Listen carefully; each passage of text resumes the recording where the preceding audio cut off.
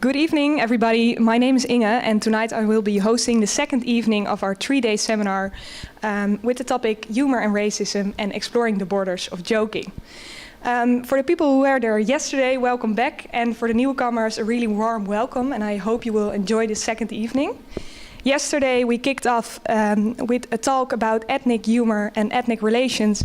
And comedian Emma Hols discussed the question, does comedy have a future?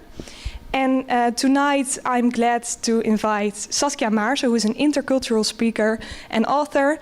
And her topic of expertise is the Dutch business culture. She also hosts a workshop about it, how to deal with the Dutch. And tonight, she will be talking about the differences between discrimination and prejudice and how culture influences your perception of humor. So I will be inviting her to the stage.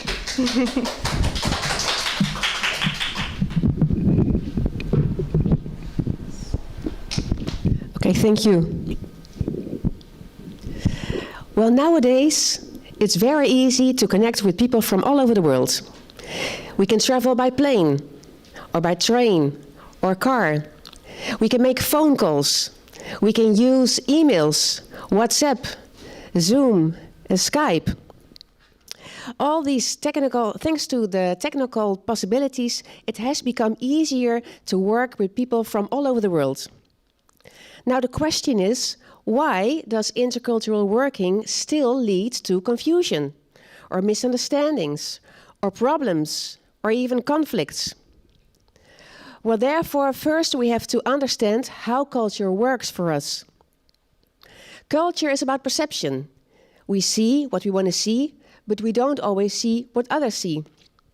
As a consequence, we often misunderstood behavior or words of symbols from people from all over the world.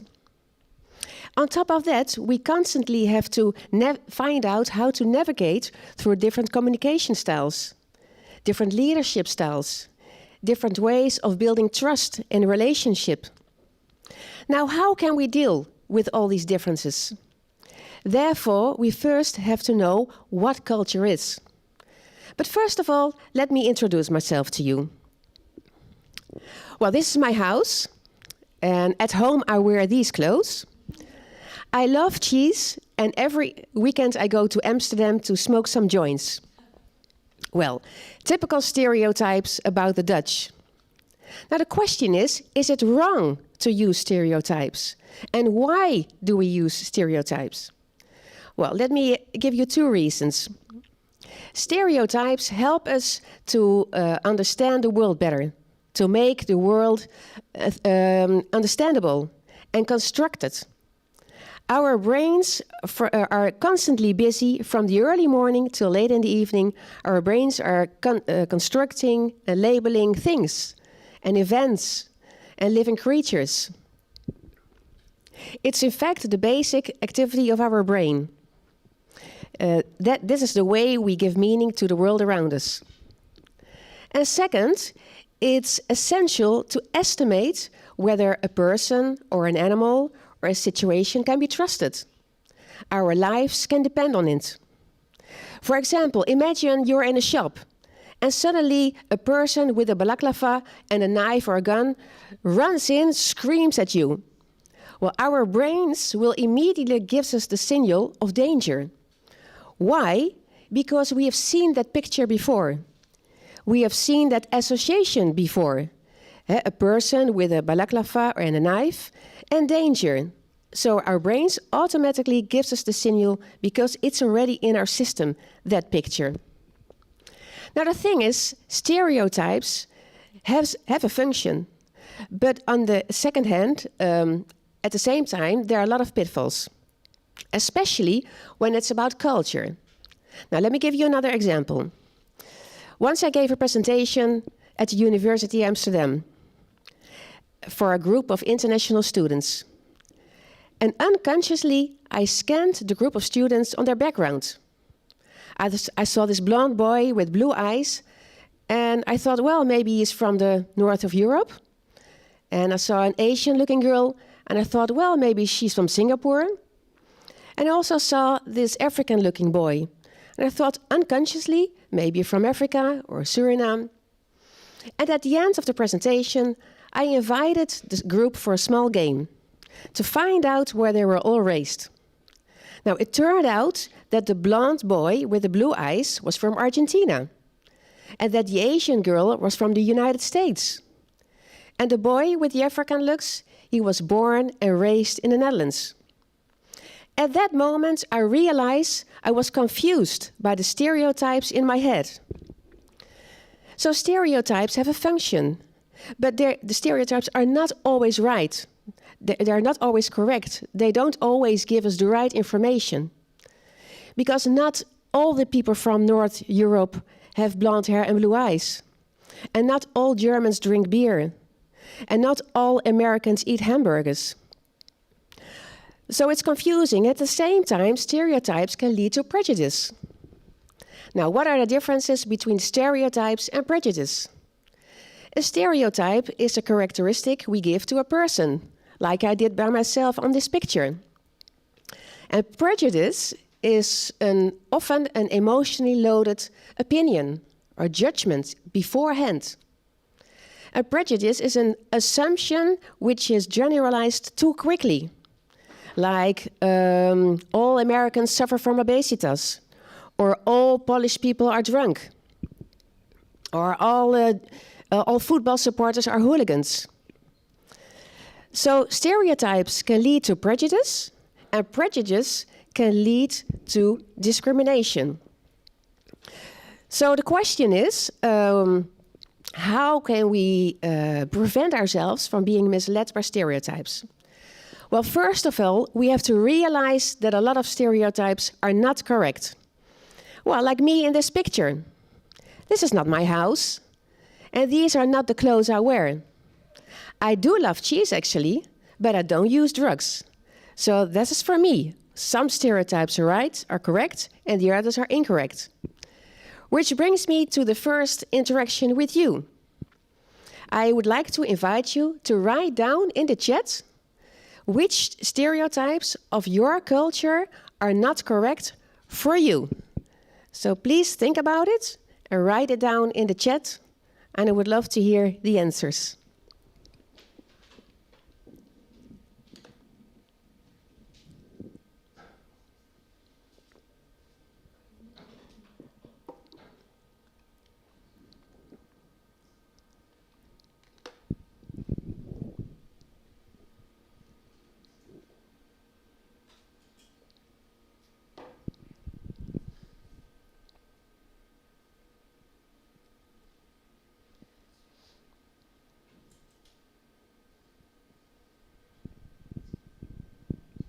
And it can be a stereotype of your culture, your country, but also maybe your city or the village or your environment or the company where you work. There are stereotypes everywhere. There's a small delay, so they're still hearing what you said before. Sorry?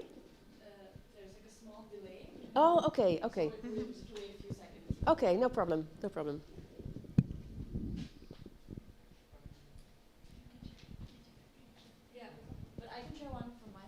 My own personal experience. Yes? So I'm originally from India, Okay. and a stereotype that's often attributed to a lot of Indians is the surprise that we speak English. Mm-hmm. Because we were a British colonized country, and so English became a universal language in India, although it's not our first language, but we kind of like the Netherlands, we're all able to speak English. Mm-hmm. And that's one thing. So even when I moved to the Netherlands, I found that a lot of people were surprised that I was up to date with pop culture, I listened to English music, I watched American TV shows. Oh, really? Yeah. Things like that. And also another one is the accent, that the accent is yeah. so heavy, and I don't have a very heavy accent, but not all Indians have a very heavy accent. So yeah, those are two of mine. Yeah, that is also the accent is where people make fun of, right? Exactly. Yeah. It's very, because I find like when people make fun, when people talk about like a French accent or try to like do a British accent, it's always seen as endearing or like, oh, this is cute or nice. But when people do an Indian accent, it's immediately offensive, or at least I feel immediately like that's not okay. Yeah. So that's very interesting. Yeah. Yeah. I'm curious as to why that is actually. Okay. Yeah. Well, Yeah, thank you.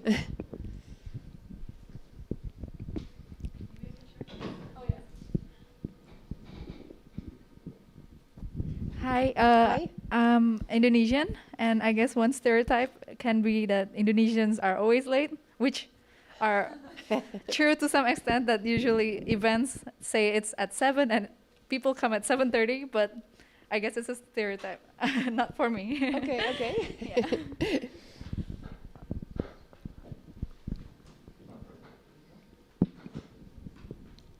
So were there any answers by the chat or? No?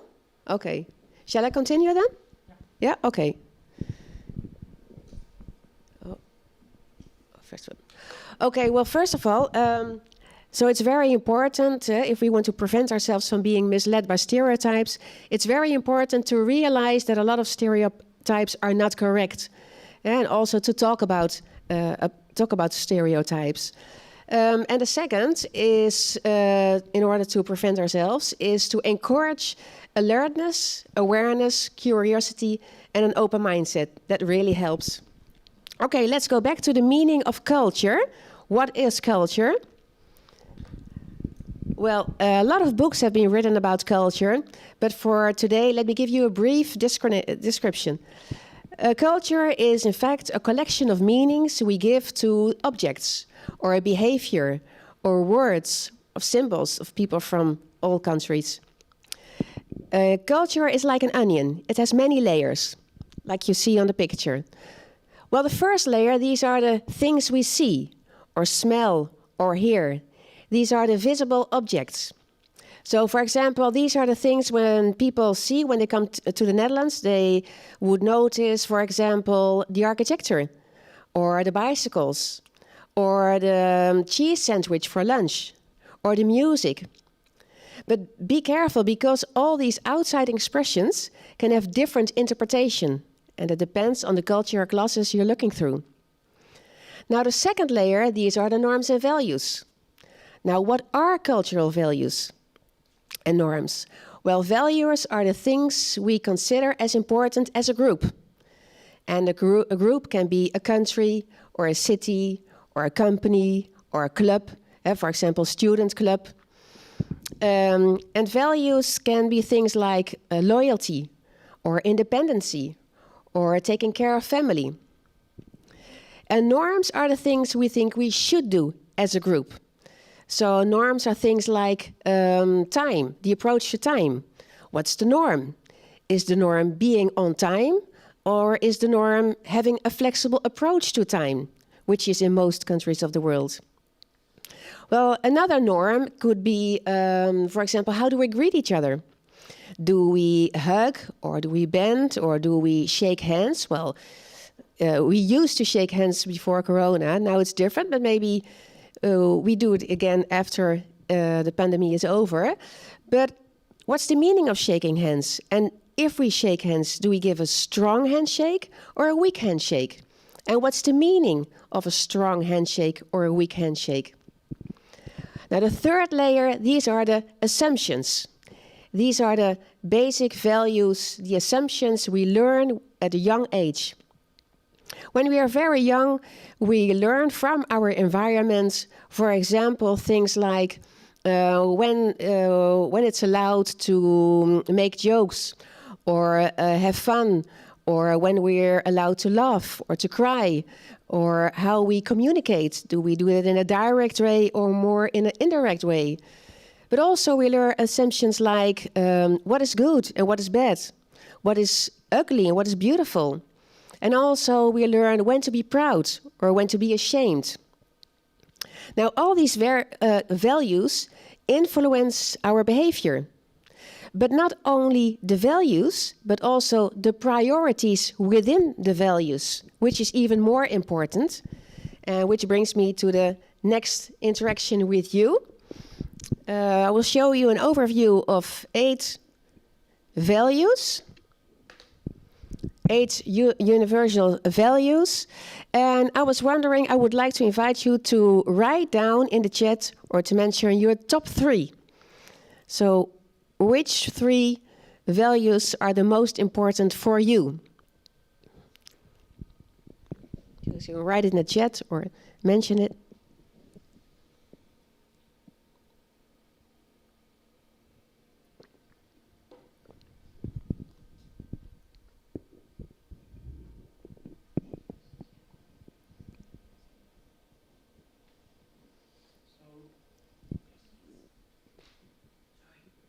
So for me, I'm Dutch, and my most important for me is personal development and achievement, and second to that is independence and being self-sufficient.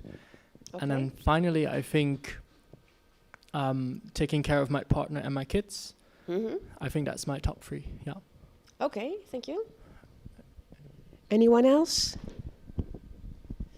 For me, loyalty is also really important because I feel like loyalty results in nice connections with people. So if you are loyal, you get loyalty back, and I feel like that's really fulfilling in life to have a nice bond with several people. Okay, thank you. And that's number one, or is it? I think it's difficult to prioritize them because they are all really important. Yeah. But the thing is, shall I continue, or did you get anything? Yes. Yeah, okay. From the chat, we also got someone who said number 3 was in their top 1. Okay. So the first place, so that was loyalty. Loyalty, yeah. As well, just like me. And then number 7 on the second place, so having my own opinion. And then in the third place, number 1, so independence and being self-sufficient. Okay. And we have someone else in the chat who says the same. Okay, and where they're from? One is from the Netherlands. Okay. One is from the Netherlands. I think the other is also. And the other as well. Okay, so also loyalty number 1, number 3, and number 7. Yes. Yeah? Mm-hmm. Okay. Yeah, well, the thing is, this is very interesting, of course, because we can have all the same values. Yeah, there's quite a lot of values which are in common, but it's all about the priorities in life, which influences our behavior and the actions we take and the decisions we make. And so, for example, if you find, for example, also, it's not only for persons, but also for companies. If, as a company, if you find it very important that people are independent and showing initiative and come up with own ideas, and the people who work for the company find loyalty, for example, most important thing, then these values or these priorities might collide. So it's very important to look back and once in a while and discuss the priorities in your life. So you can find out from each other what are the important things. And another thing is that universal values can have different meanings. It can be shaped differently. For example, taking care of family, all cultures find that very important. But what do we say to a family member who has lost his or her job? Do we say, oh, you can come and work for me, I'll find you something? Or do we send a link from an agency and say, this is a link, they will help you out? And so both answers, both intentions are good, but they can be perceived differently. So this is really important to discuss once in a while with each other. So the thing is, culture is taught. Culture is something we hold on to. It's our source of reference. And from the age of 7, our own culture feels safe and familiar. And when an outsider asks us why we do what we do, we usually respond by saying, well, that's how we've always been doing it. While actually we should say, that's the way we've been taught. Okay, well, culture and humor, it's a very interesting combination. When it comes to cultural differences and humor, it's all about, well, it's mainly about what is and is not tolerated. So every culture has its own jokes and its own sensitivities. And one joke can make people laugh in one country and causes a painful silence in another one. So the thing is, humor can totally fail on several cultural perceptions. Well, let me give you one example. Humor can totally fail on the perception of hierarchy. Now, maybe if you heard of him, the Dutch professor Geert Hofstede, he did a lot of research on the level of hierarchy in different countries. And he divided the world into two cultures. Cultures with a low power distance, the so-called egalitarian cultures, and the cultures with high power distance, the hierarchical cultures. Well, the characteristics are that in egalitarian cultures, the distance between bosses and the subordinates is often very low. And it shows by the fact that the team calls the boss by his first name, his or her first name, or interruption is allowed, or come up with own ideas is allowed and appreciated. The boss might go to work by bike. It's accepted and familiar. And the boss is often seen more or less as a facilitator, helping his team. And the decisions are often taken together. And the organization structure is often flat. While in hierarchical cultures, the differences between the bosses and the subordinates is much higher.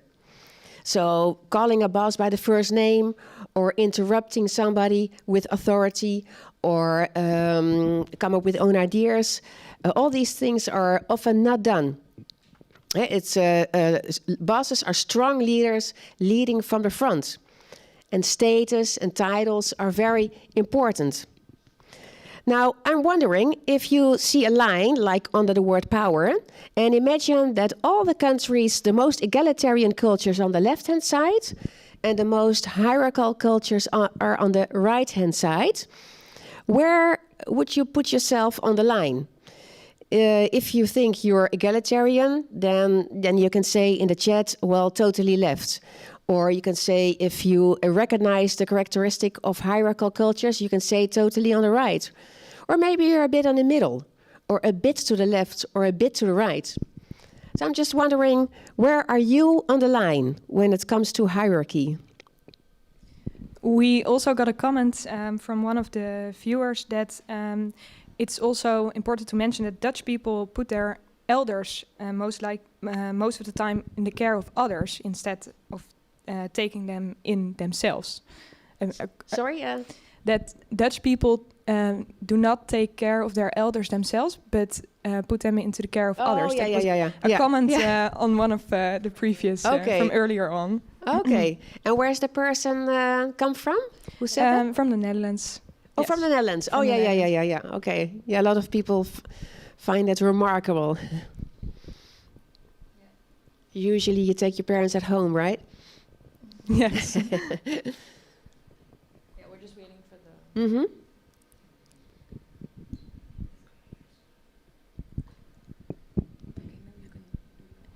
Yes, I feel like I lean towards egalitarian cultures a bit more. However, it depends on the situation, I think, because sometimes I feel like hierarchical cultures also have a lot of benefits when it comes to efficiency. Okay. And some of the viewers says, I think the country as a whole is quite egalitarian, but I think there are some differences between businesses. Yes, well, that's a good thing to say, because of course this is. I'll show you the skill actually. It comes out of the research. Have you seen the Netherlands? Like it's very egalitarian. Of course, these are countries, but within the countries, of course, there are a lot of subcultures. So that's she is really right, because within each culture there are a lot of differences as well. Also in business, and also each company. Like for example in the Netherlands, people under the rivers, there are more hierarchical than in the north of the Netherlands and in the west. So of course in each country there are also differences, but this is just a general picture of countries. So, but it's absolutely right. I can also, I think I agree with what's written on the slide, because India is a very hierarchical country, and at the same time, because it's so diverse, there's like pockets of cultures within India that are more egalitarian. Mm-hmm. And I think for me, I grew up in a very hierarchical society, but my mindset is very egalitarian. Okay. Yeah. It also depends on the person, of course. And also there's a difference between cities or villages, or where you live. So Yeah, and I think also your schooling. I think my school was very egalitarian, but my family was very like. I think you also have that a lot in India. For example, a lot of people who are. I had a lot of classmates who were Muslim, and the girls had to face a very hierarchical structure at home. So, for example, they had to always eat after their fathers or their brothers. But when it came to school, they could eat at the same time as their male peers, because school was an equal system, but their home was hierarchical. Yeah. So children can grow up with a mix of cultural values, isn't it? Yeah, and then they have the ability to recognize these values sooner and faster than children who grow up with just one package of values. So yeah, it's very good to be able to recognize the different values and also the priorities within the values. Yes, exactly. But can you imagine how much, or were there any other questions, or no? Okay. Can you imagine how much influence this has on humor and how we deal with humor and jokes? Now, for example, in the Netherlands, it's very accepted and familiar to make jokes about anybody. We make jokes about ourselves and also about people with authority. Even we make jokes about the royal family. It's really accepted and familiar to make jokes about ourselves and anybody else. But for most other cultures, it's just unthinkable to make fun of people with authority. For many cultures, they experience jokes about people with authority as a lack of respect. And it can even cause loss of face.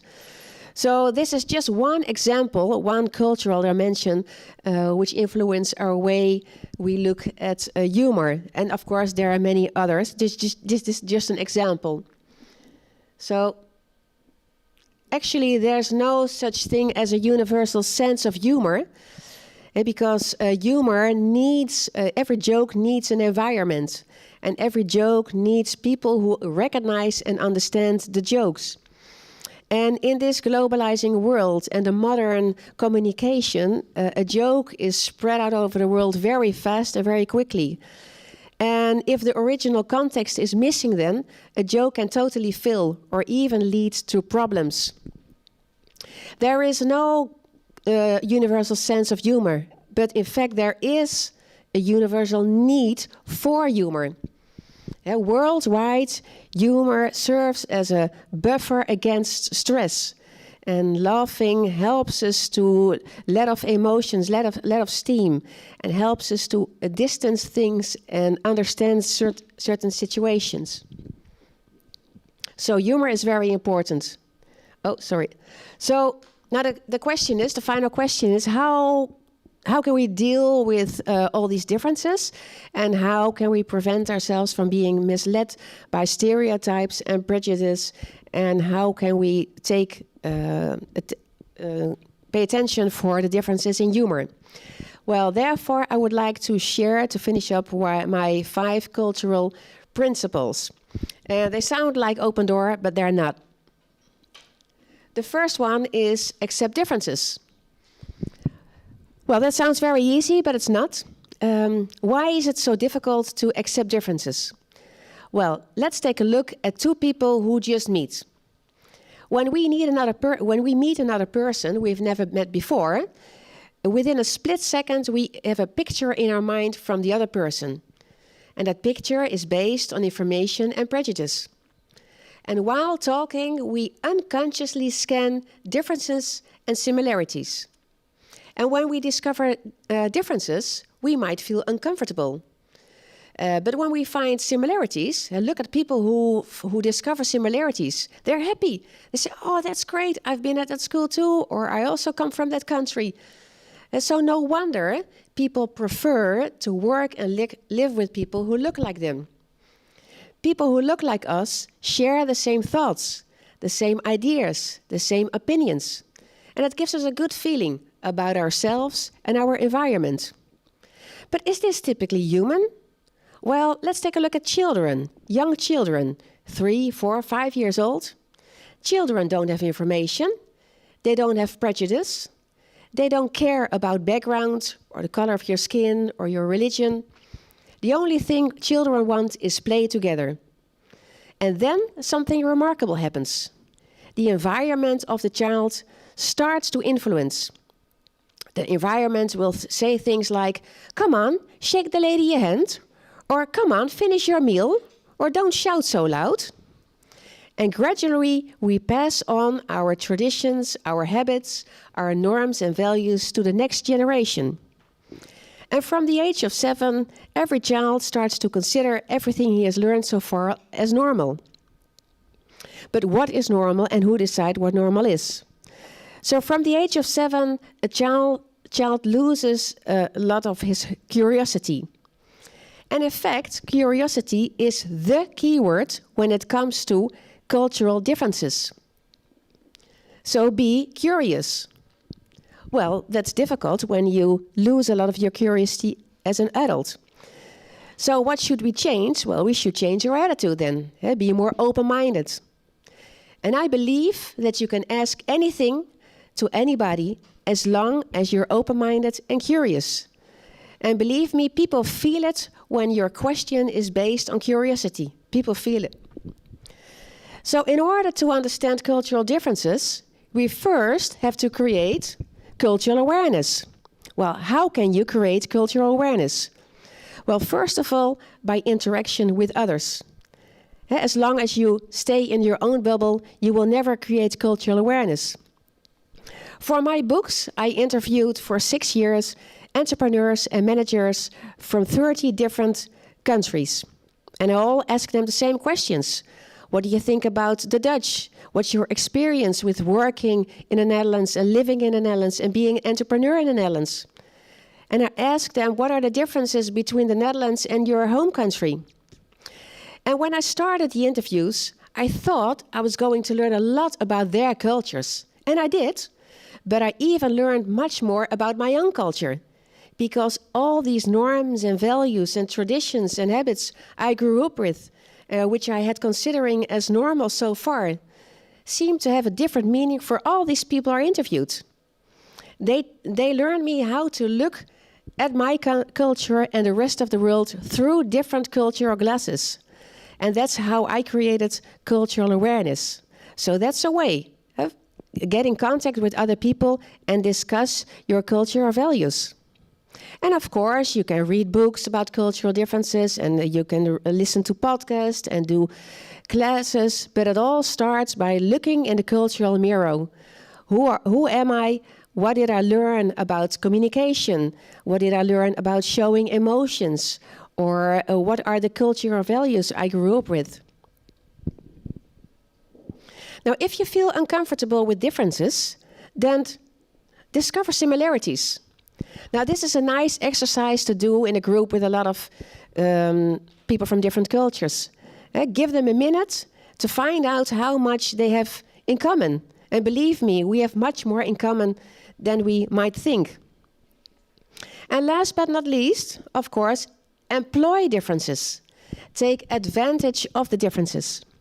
Now, of course, you can only do that if you're first aware of what culture is, what your cultural values are, and then you can employ differences. And a lot of research has shown that working with different cultures leads to better results and more success, as far as it is well managed, and as far as all people are willing to spend time and effort on culture. Now, to finish up, I just want to confirm with this. Don't forget, similarities unite us and differences make us grow. Thank you very much.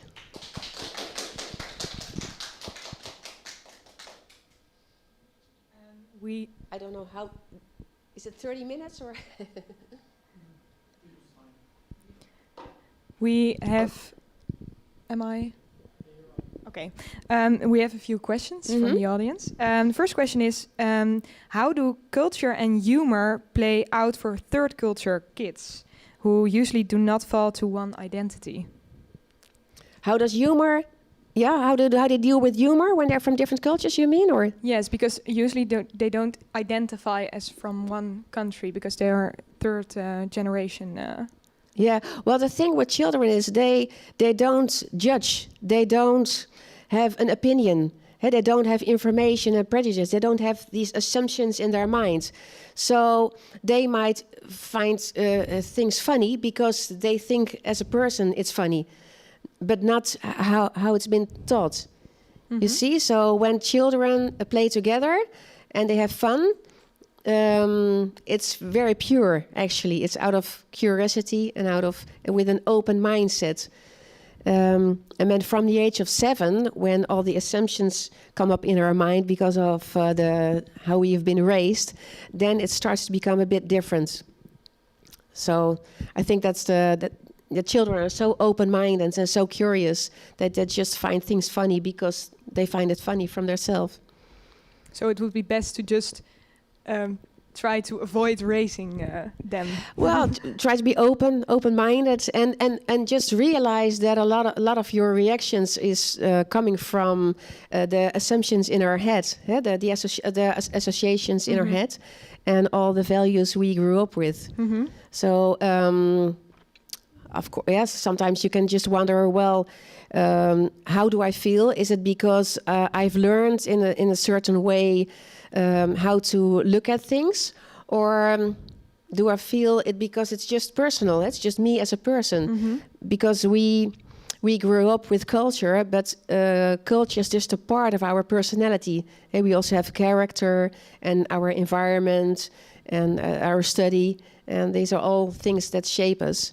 So, but it's good to realize that we have a lot of pictures in our mind and associations, and well, so I hope that answers your questions. And another question we have here is, some people say they are colorblind, so they say they don't see differences between cultures. Do you think that is possible?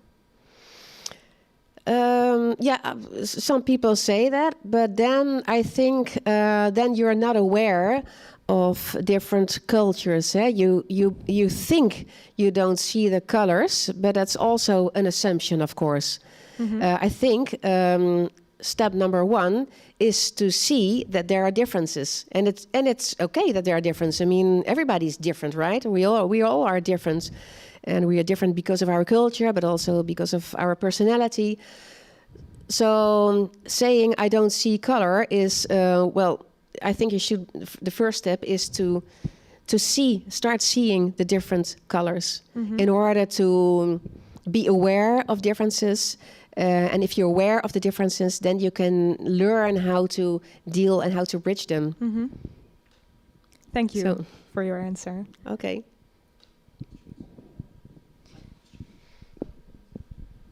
Yeah, so I have a question. How hard is it to adapt to a new culture? Say that I would move to a completely different country with a completely different culture. What are things that I can expect to kind of set me back?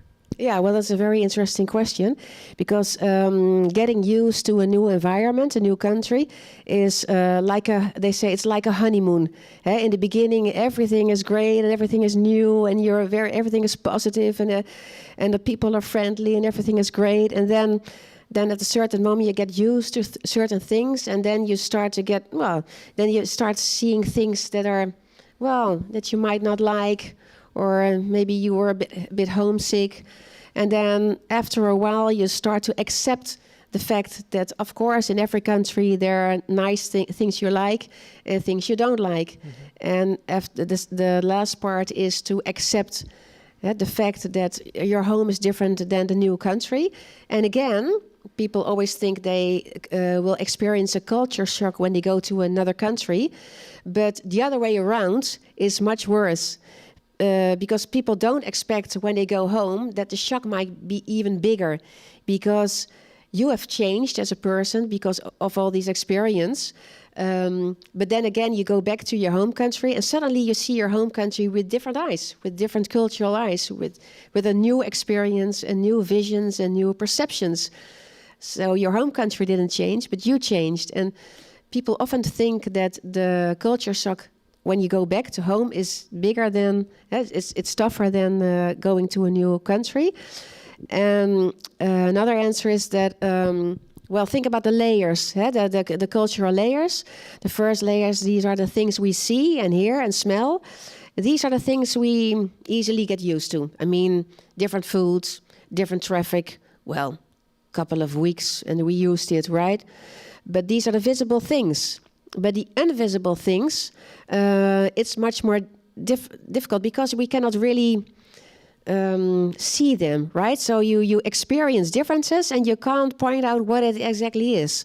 So then it's the ability to dig deeper under the surface to find out why you experience certain things. And then you should go back to a situation, what did I learn about things? For example, imagine you're in another country and you're very annoyed by the fact that people are often too late. Well, first of all, that's your perception of the approach of time. Because, in the Netherlands, the norm is being on time. But believe me, in most other cultures, the norm is being flexible. And that is not a matter of good or bad. It's just different. And if you're there for a while, you might get used to the flexibility and see the other side. I mean, no, that's also an advantage, right? So when you get annoyed of something in a new country, you should first think, well, what did I learn about that? What did I learn about time? Or what did I learn about communication, for example?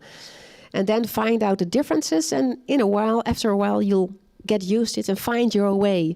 And at the end, you'll find a mix of cultural values, and you can easier adapt. So, Right, thank you are so you much. planning to go to another country? I really hope so, but Yeah. we'll kind of have to see where life takes me, I guess.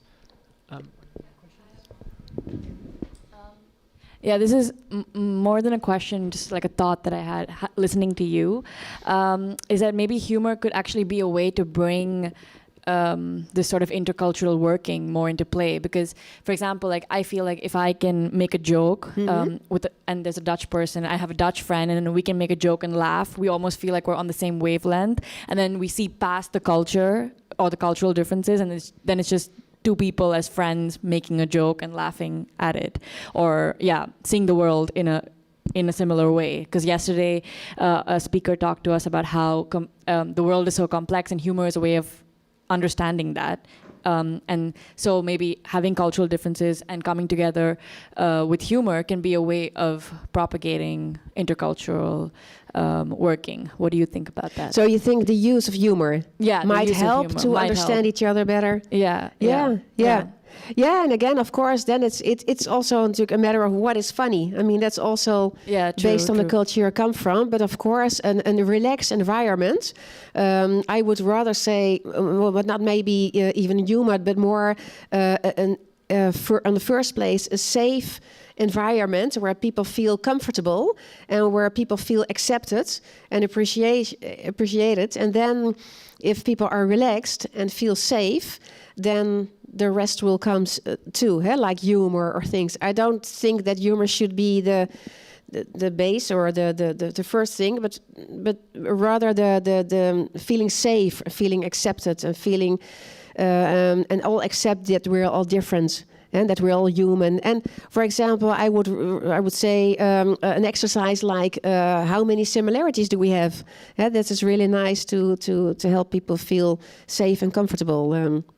And then, every group, if you have a group with international people, even if they're all from different cultures, as a group, you also form norms and values with your group after a while.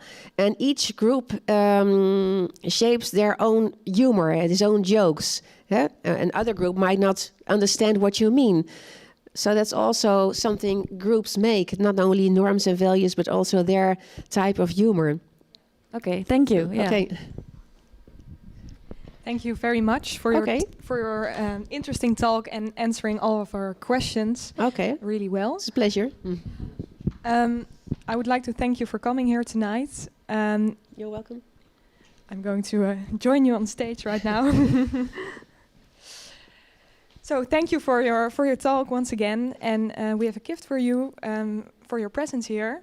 Okay. And for the viewers at home, I would like to invite you to take a break of 15 minutes where we will be showing some funny clips, but you can take a drink or a snack or something, and then we will start with the second part in 15 minutes. And then for you, we have a small gift from us. Thank you very much. You're welcome. Thank you.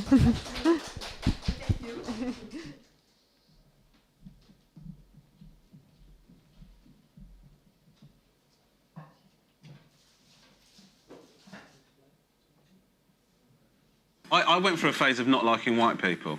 That's all right, that's fair. No, but let me just... I need to explain this. I've already agreed with you that it's fine. I don't think you need to explain it at all. I was very young. Yeah. It's the first time I'd started to be allowed to go into town on my own. Do you remember this? Yeah. When you, Oh, yeah. the early days of being allowed to go into town on your Yeah, own? 17.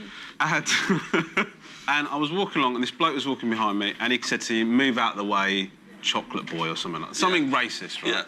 It was more offensive than that. Right? You were eating a chocolate cake. No, I wasn't. If I had been, at least it'd be something to blame it on. Yeah. It is way more understandable to hate white people than it is anyone else. Do you think so? Easily. Even the good ones are still benefiting from all the bad stuff that's happening to everyone else. Yeah, that's true. Even the ones, the most saintly But- white person is still... Yeah, but I'm brown, Yeah. right? My parents came over here, Yeah. so I am a brown person that's benefiting from the bad shit that white people did. Yeah, but that's okay. That's not okay. Yeah, of course it is. Is it? You're in credit. Oh, okay, all right. Yeah, okay. yeah. Just from being brown. Yeah. This is really interesting. You should become a politician. I think everyone's racist sometimes, and then some people are racists. Yeah. I do think there are some instances when it should be allowed, like Yeah. if you take somebody's parking spot. Because if I've got a parking spot, Yeah. if I've got the last parking spot and it's like we're at IKEA, it's really busy, Yeah. and then I pull into the last spot and I nick it off you, you call me what you want, mate. I've still got the spot. Not do to you know your what I mean? face, though. Yeah, I don't mind. You'll be fine with it. I then become impervious to it because I think I'm now parked. So what could you possibly say to me that's going to... Sure. You can't take this to a level where I no longer have that parking space. I mean, I'm going to say as a white person that I would not take that risk in the moment and think that... You'd not go, I wonder if this guy's philosophy is that in this instance, it's okay. I'm pretty sure that because you took the last parking space, I've got carte blanche on anything I want to say.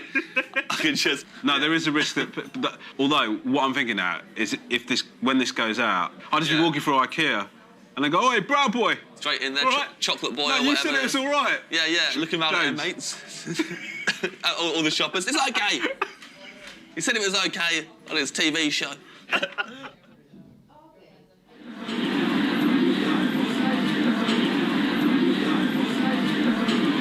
This guy called me rice eater. Is that a joke? They always say like, yeah, Spanish-speaking accent, you know, sometimes, but yeah, it's fun. I mean, I also make fun of myself, so yeah, it's fine. Some of my Dutch friends were like started to joke that I'm like Asian, not like European, but it was just a mild joke, but I didn't get it something very offensive that much. Yeah. My Dutch girl was telling me how you learn like American English as opposed to British English, and she said to me like, "Why don't you have the American accent?" And I said, "Well, because I'm British. Like, why would I?" And she was like, "Well, don't you want it? The American accent's so much nicer. That's why we learn it and not your version." And I was like, "Oh, okay." Make fun of other people is always good, yeah. There's a general habit in the Netherlands of using certain kinds of racial and ethnic caricatures that here are just sort of understood to just be funny. I think they're just like trying to be funny, not trying to be mean. Like, if he were trying to be mean, he wouldn't be laughing, but like he had this like big smile on his face. Dutch humor, I find it quite dry. Also at times a bit sarcastic. They're very like blunt and upfront, Yeah. but like not in the English way, just kind of rude. If you're super close with the guy, it's okay to make rude jokes. But if you're not that close, I think people will be relatively more offended in Korea than like people here. In general, when we are at an international meeting, we sometimes make jokes about the nationality or about the stereotypes that we connect to the nationality. Yeah. So it's not only a Dutch thing? No, it's an international thing. As international student here, I mean, we have to adjust to all Dutch culture. I mean, like, because Dutch people are really hospitable and welcoming. So I guess it's okay to just listen to some of the humors. I mean, it's okay, yeah. I actually got used to the humor and love it, actually. Silly rabbit, Twix are for kids. You shall! Offensive Asian jokes. While watching Family Guy, the fast and furious style of the show makes you forget quick gags or moments just as more jokes enter the scene.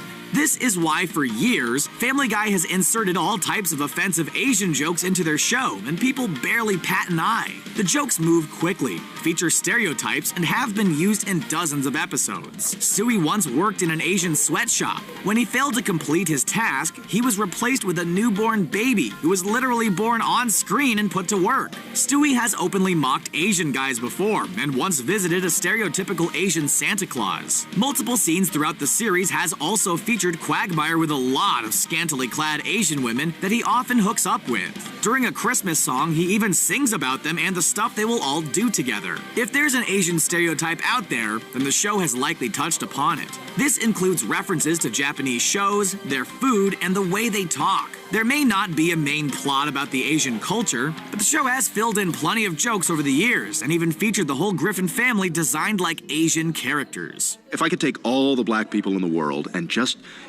buy a farm somewhere and let them all, whoa, you know what? That actually, that didn't really come out right.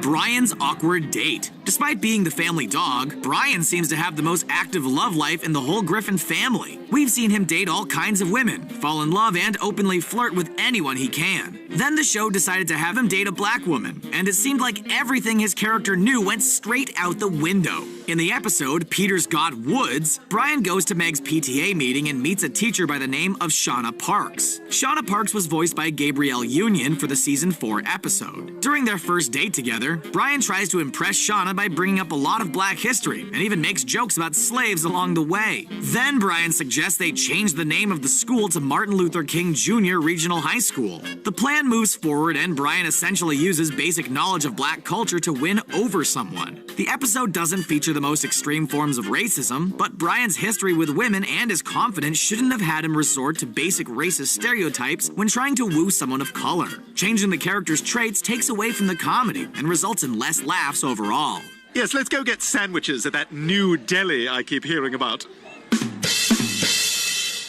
Road to India. For Family Guy, quick gags and jokes are their best way of getting away with offensive material. For the episode Road to India, their typical playbook was thrown out the window, so the show could dedicate a whole episode to making fun of traditional Indian culture and the residents. In a convoluted plot that feels like something out of The Simpsons, Brian and Stewie fly off to India, so Brian can meet up with a customer service representative he quickly got a crush on. Just seconds into the episode, Family Guy reveals they are pulling no punches by showcasing Stewie dressed and drawn as Gandhi. The jokes continue in the episode as the characters deal with crowd, Indian customs, and take on all kinds of stereotypes, including Stewie dressing as Aladdin for no apparent reason. Anyone with Indian culture or background can easily find something to get offended with through the episode. Their journey through India is disguised to make it seem like Brian is looking for a girl, when they are clearly there just to make fun of the culture. You can say things through comedy that other people really want to say. This is just me talking about my life and my parents and the way I grew up, being brown in rural Australia, which happens to be, for everyone else, the hot topic of race. You think of me as different, but I go through the same thing that you do. Like, my parents can annoy me at Christmas just as much as your parents do. Growing up mixed race in Australia, being half Chinese, half Ghanaian, means that you're just constantly blowing people's minds. So ever since I was a little kid, I'd be like, oh, that's my mum and that's my grandparents. And people would be like, what? Mind explosion. Things that I enjoy about being here are things like access to better healthcare, access to better education. But the thing that I cherish the most, if I'm being honest, is the fact that Australia taught me how to scull pints. Because I barely drank when I was in Sri Lanka, but now I sink piss like a fucking champion. I grew up in the era of stop the Asian invasion, so I've been called all of those things. Coin slut, slit head, chink, gook, ching chong, ching chong. I think the phrase curry muncher is funny. Curry muncher, it's a fun word, curry muncher. It just has a nice sort of rhythm to it. But it was once said to me at a gig in a not a funny way, and I think that's what's the difference. And I was talking to this guy in the crowd, and he goes, why don't you piss off, you curry munching prick? Now, none of those I would consider harsh words, but the way it was said was the most hateful thing I've ever heard, and it actually hurt. Like, I felt it, like, hit right there. I was in the middle of an audition once, and they said, okay, so now we really want you to just improvise a martial arts fight sequence. And I'm like, as if every person that looks like this can just suddenly snap into Crouching Tiger, Hidden Dragon. I've never experienced a racial slur as a white person because you can't really, because reverse racism is not a thing.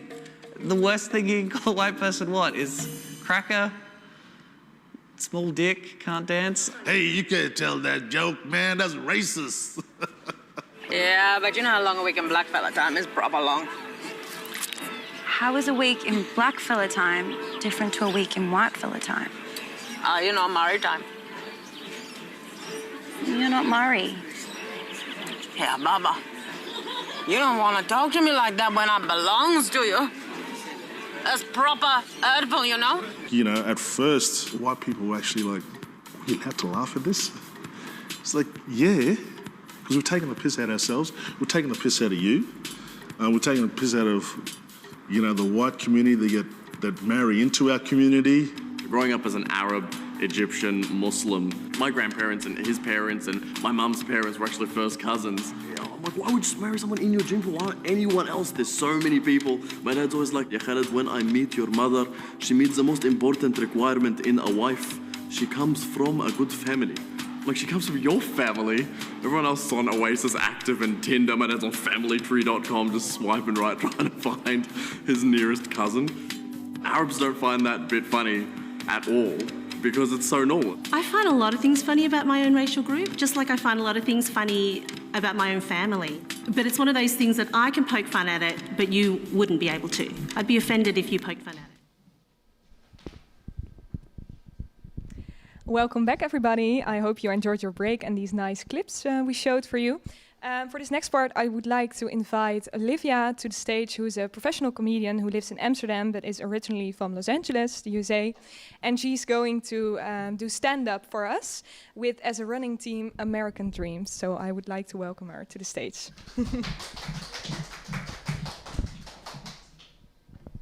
This is mine, right? Okay. Okay. Hello, everybody. As she said, my name is Olivia. It's a tough act to follow. I have never followed a very in-depth, fascinating, intellectual look into culture and humor. I want to give you a heads up. We went from a Dutch researcher who's very smart to an American comedian. So the night is not going to get smarter from here. So just emotionally prepare yourselves for that, however you need to. I'm from Los Angeles, California. I have been in the Netherlands for a few years now. Before times, I worked as a bartender and a server. I was not good at it, but that's okay because this is the Netherlands, so it doesn't matter. And I have to say, as an American, I feel like the Dutch approach to service is genius, okay? I know that you get a lot of grief for it, but I love it so much. I think it's brilliant because in America, when you work in service, you live on tips. So your relationship with your customers is super unhealthy. So like if I was serving like you in America, this is how it would go, okay? You would come in and I would be like, "Hi, how are you doing? Are you doing really good? You having like a really good night?" Okay. I have a fun fact for you. I'm gonna be your server tonight. Woo! I know. I know it's exciting. It's hard to get over. Okay, so tell me a little bit about you. Are you two here together? You're here together? Okay, so is it like a special occasion, or is it just a regular Friday? It's just a regular one? Good for you. Ugh, I love you already. Okay. So now, what else do you want? Do you want like French fries? Do you want a soda? Do you want me to dance for you? Do you want to hit me with your car? Because that's on the table tonight if necessary, okay? Whereas in the Netherlands, as a server, you can walk up to a table like, hey, what's up, motherfuckers? These are the menus. Now listen to me.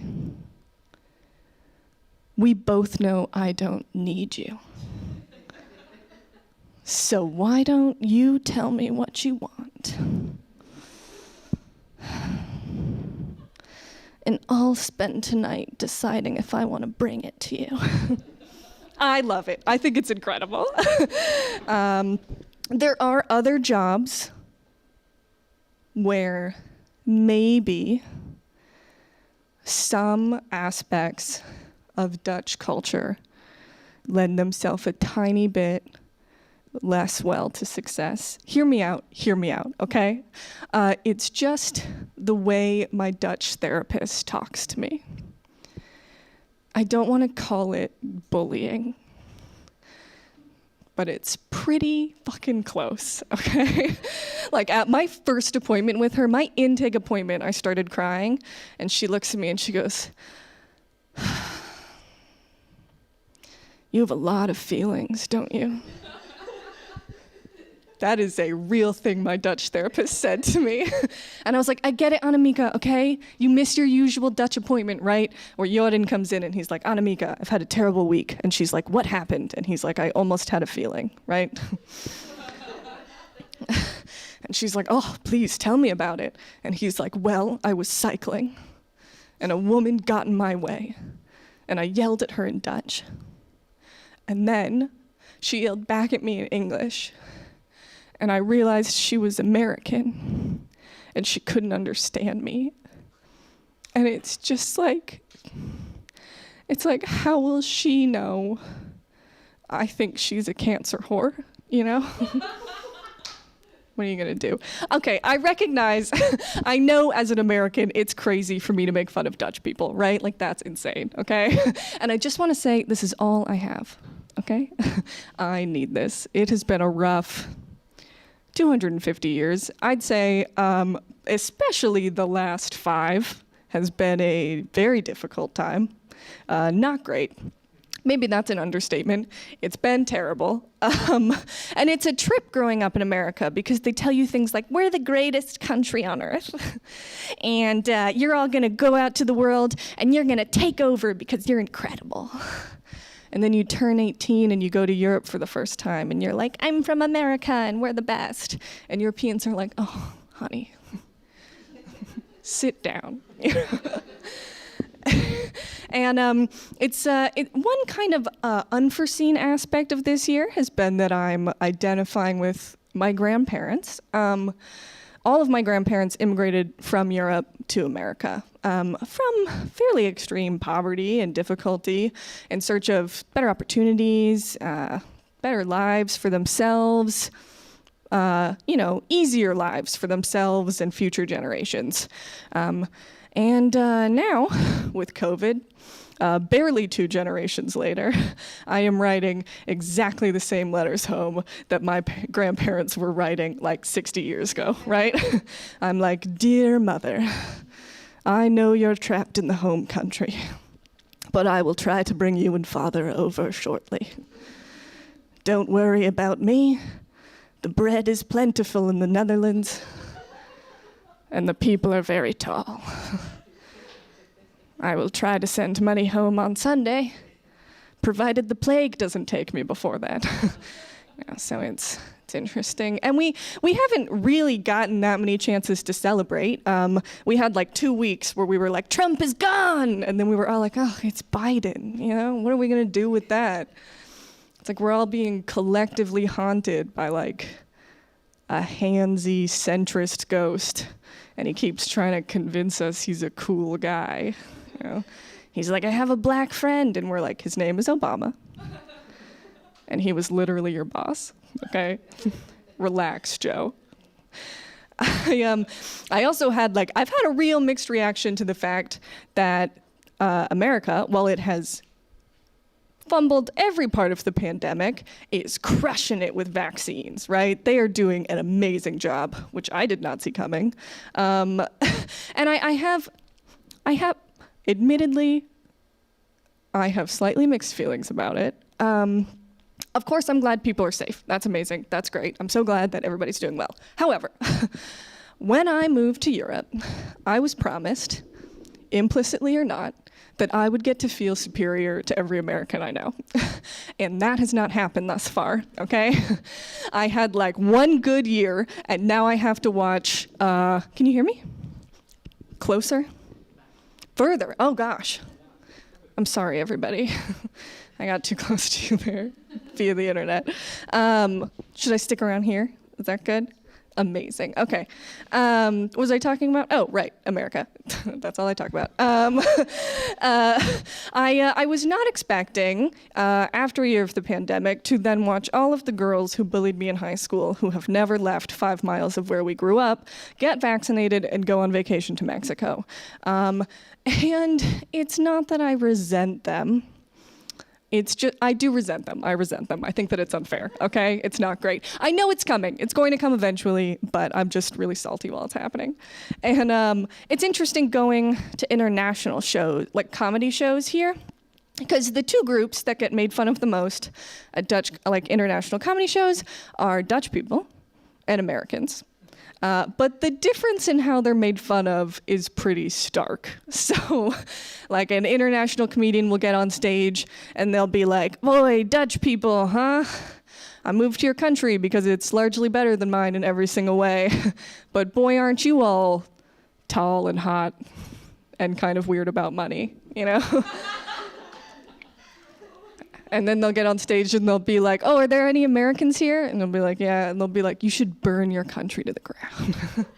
You're like, okay, slight tonal shift in terms of the cultural jokes that we're making, but that's fine, that's okay. You're not wrong, okay? Sorry, I'm too close again. I just keep getting pulled towards the camera. You're not wrong, probably we should collectively start over. I'd say that the experiment has failed, but that's okay. And moving to Europe as an American is it's really cool if you enjoy always being slightly condescended to. But that's fine. I'm used to that because I'm a woman. So it's not that new or interesting. And I do think that most Americans could probably stand to be a little bit humbled by now. American exceptionalism is a very real thing, as I discussed before. However, I have discovered the cure for it. It is beyond moving to Europe. The cure for American exceptionalism is living with a French woman. Nothing will emotionally devastate you more than that. I had a French roommate for a while, and she was amazing. She was so beautiful in an effortless way. And I have a 10-step skincare routine to get this garbage red American face. And I was always like, "Oh, what do you do?" And she's like, "Oh, I just splash a little bit of dirty dishwater on my face, and then it takes care of itself." She's way smarter than me. She speaks 3 languages fluently. She's a real corporate job. She wears blazers to work. She looks cute in oversized sweaters, which is a skill I don't understand. It doesn't make sense to me. Do you know what I look like in oversized sweaters? It's like of a husky 4-year-old when digging in their weird dead uncle's closet. It's not great. And she's so cute in it, and she's incredibly nice. And the worst thing about it, do you know what her name is? Her name is Olivia,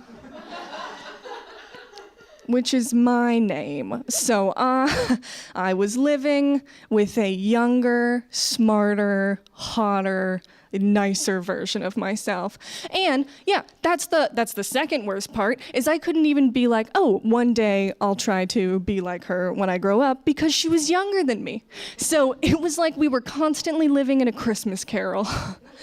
And I was the ghost of Christmas yet to come, here to show her what could happen if she makes all the wrong choices in her life. I moved to the Netherlands knowing nobody. Like, I had truly no connections, no job, no plan whatsoever. And it's hard to explain yourself from scratch to people. Like, you can do your basic things like, I need to make people laugh in order to feel good about myself. Like, that's fine. But then there's more complicated backstory that you get into later.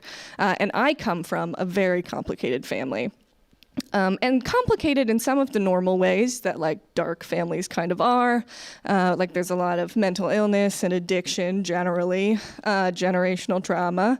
But then there's also more unique things, like in university, I almost accidentally dated my cousin because he's from the wealthy front family and I'm from the seedy secret family. And we didn't know the other one existed. So sometimes things like that are difficult to explain to people. Can understand. And my parents worked really hard to protect my sister and I from, like, some of the general darkness that was all around us. My grandma